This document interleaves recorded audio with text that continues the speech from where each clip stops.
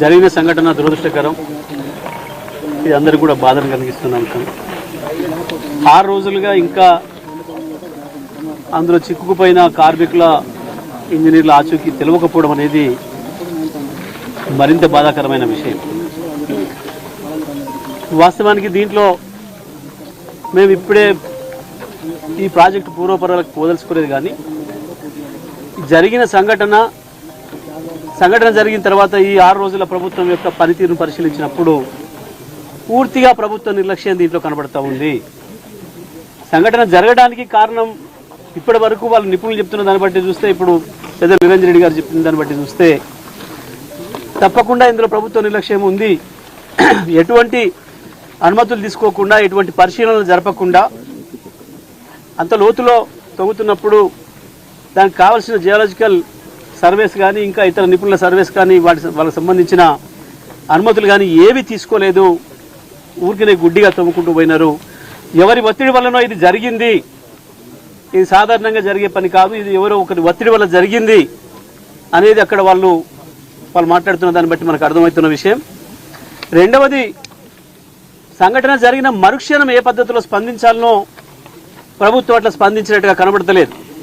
ఇప్పుడు మేము హరీష్ రావు గారు మేమందరం వెళ్ళినప్పుడు అక్కడ ఉన్న చాలా మందితో ఇంతసేపు మాట్లాడడం జరిగింది. హరీష్ రావు గారు ప్రతి ఒక్కరితో కూడా ఇంటరాక్ట్ అయినారు. అందులో పనిచేస్తున్న అన్ని రకాల కార్మికులు, ఇంజనీర్లు, వెల్డర్లు, ఫిటర్లు అందరితో కూడా రకరకాలుగా అందరితో కూడా మాట్లాడి చూసినారు.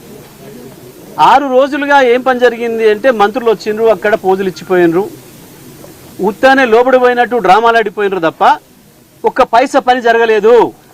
ఈ రోజు మాత్రమే కేవలం ఒక తట్టెడి మట్టి లోపటి నుంచి బయటికి తీసుకొచ్చిండ్రు. ఈ రోజు మాత్రమే ఈ పని మరుక్షణమే మొదలు కావాలి.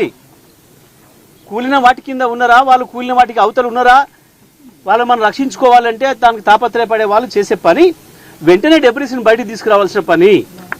కానీ ఇవాళ 6వ రోజు తర్వాత ఎవరో పాపం ఇంజనీర్లు వచ్చి చెప్పిన తర్వాత ఇవాళ వచ్చిందట ఆలోచన.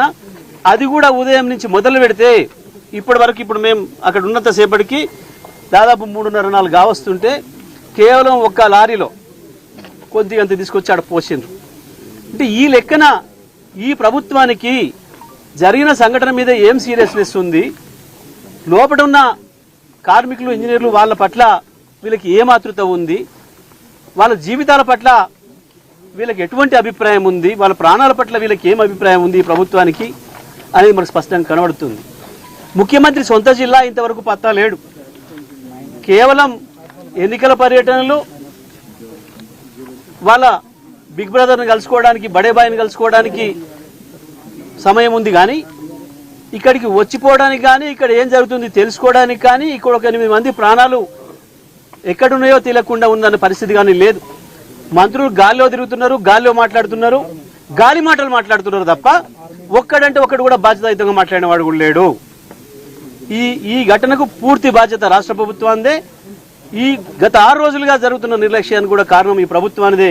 మేము దీన్ని తీవ్రంగా ఖండిస్తున్నాం. బీఆర్ఎస్ పార్టీగా మేము గత 6 రోజులుగా సమయం పాటించి ఉన్నాం. మేము అక్కడికి వెళ్తే అక్కడ ఏమన్నా ఇబ్బంది జరుగుతుందని చెప్పి అంటారేమో, వీళ్ళు మేము చేసే పనులకు ఆటంకాలు జరుగుతాయని అంటారేమో అని చెప్పి హరీష్ రావు గారు కావచ్చు, కేటీఆర్ గారు కావచ్చు, కేసీఆర్ గారి ఆదేశాల మేరకు మీరు ఉండండి, తొందరపడి మనం పోయే పని లేదు, ప్రభుత్వాన్ని చేయనియండి అని చెప్పి చూస్తే 6 రోజులు చూసినా కూడా ఇవాళ ఒక్క నిమిషం ఒక పని కూడా జరగలేదు. మేము తప్పకుండా దీన్ని చూడాలని ఈరోజు రావడం జరిగింది. జరిగిన సంఘటన పట్ల రాష్ట్ర ప్రభుత్వం యొక్క స్పందన సరిగ్గా లేదు అనేది ఇవాళ మా అభిప్రాయంగా మేము తెలియజేస్తా ఉన్నాం.